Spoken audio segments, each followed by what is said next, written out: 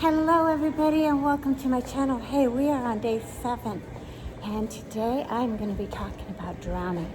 Not once, but twice, as if once was not enough.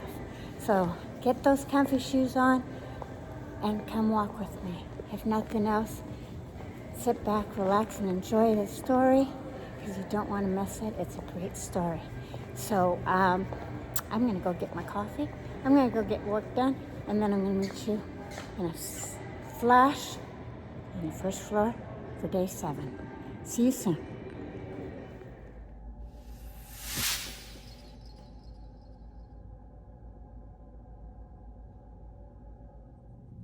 Alrighty, we are on the first floor. I want to sound excited, but unfortunately I'm not feeling super energetic today. But unfortunately, this girl has to walk up 9 floors.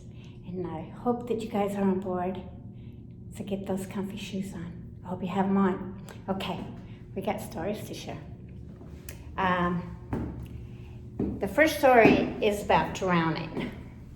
About 2 drownings that I ended up having. Obviously, I didn't drown because I'm here, right? But I had to drown twice because once wasn't enough. But the first time I almost drowned. My parents used to go on vacation every year. And while they went on vacation, they would leave us kids with my older brother, because I come from a large family, really large family. And him and his wife, my sister-in-law, would watch us while my parents were gone. And my sister-in-law decided, you know, why not go to the lake, have a picnic? So we gathered some stuff, went to the lake. Now my older brothers that were a little bit younger than my older brother, the oldest of the family, also went along, and they took this inner tube. And of course, they took the inner tube to another lake that was nearby the lake that we had went to. And because they had the big rope that you could swing and jump off of it, so they wanted to go do that. And it just happened to be this wooden raft in the lake that we were at. And being a daredevil that I am, I ended up challenging this raft. I would push it out, and then I'd run as fast as I could to jump on it. Now this girl didn't know how to swim. So, needless to say, I probably did it about 2 or 3 times.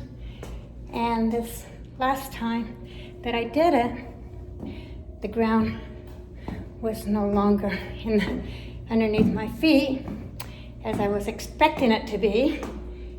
So I must have been in a kind of drifted off to the side, not realizing that it was deeper on that side. And so, and not even considering that I was going to fall into the water. You know, I'd done it 2 or 3 times already, grabbed and jumped on it.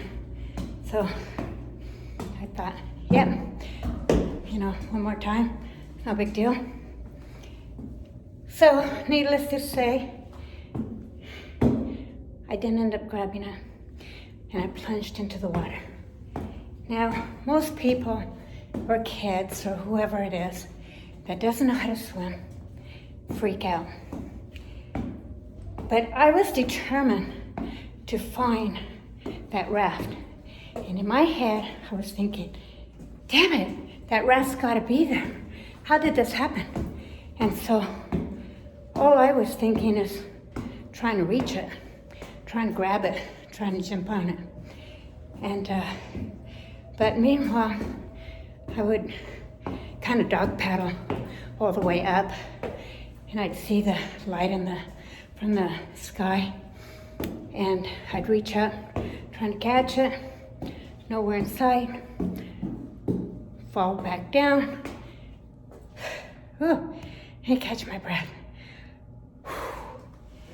Yeah, that's a lot of work. Hope it is for you too.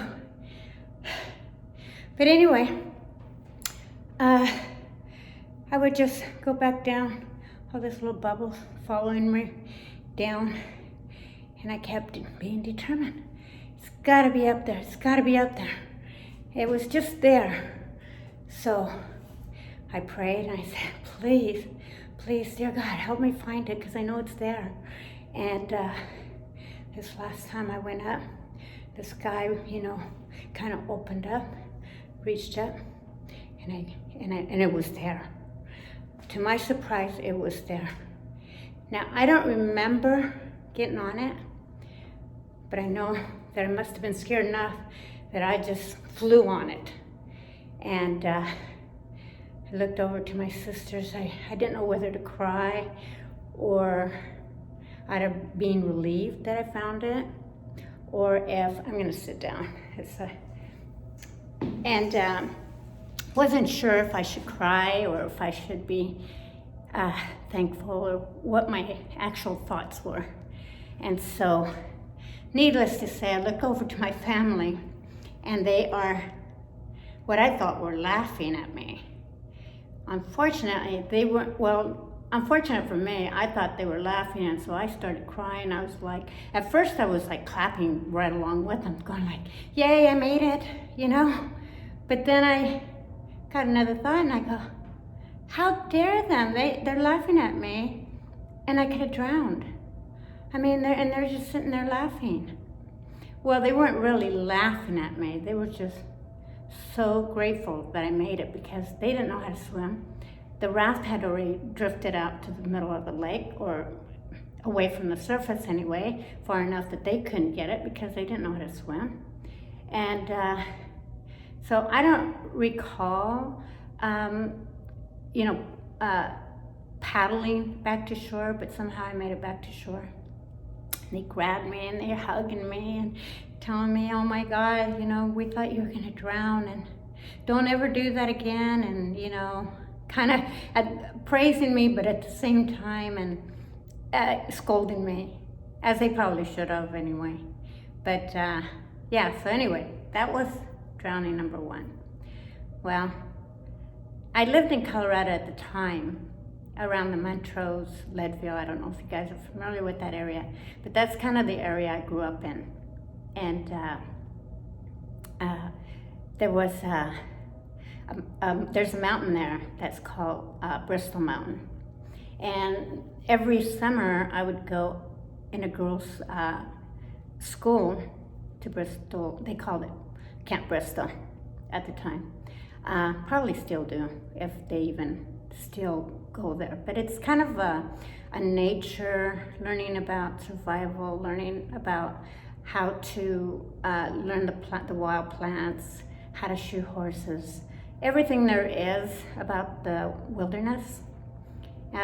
Then we'd obviously go to the campsite and put on a fire and sing Kumbaya and all this music, and it was great. They used to call me, my nickname for that camp was Twiggy, because apparently I was really skinny, probably because I was so hyper. And a friend of mine was named Ringo, and I used to love the Beatles at that time, because my parents would take us to go see these Beatle movies. And so anyway, I was kind of jealous. But at the same time, I kind of just owned up to it and thought it was great that she got to be Ringo. She did wear a lot of rings, and that's how she got her name. But met a lot of great friends. But anyway, in that camp, they took us out to this river. Well, it was the water was like maybe ankle deep, maybe a foot, maybe 2 feet at max. And I slipped on the rocks and I fell. Well, this time, unlike the last time, I was like wailing and trying to find, the bottom. Here it is, only 2 feet, and I'm just like wailing and thinking I'm drowning, right? And a friend of mine says, Juanita, get up. It's okay. It's only 2 feet deep. And so she ended up grabbing my hand because I was still wailing and freaking out. And she picked me up. And then I felt really, really stupid. So that was my drowning incident number 2. So yeah, this girl's silly. Has a lot of stories behind this amount of years that I am. Anyway, I hope you are out there walking, because this is all about getting up, getting out, and getting healthy. Okay, love you guys.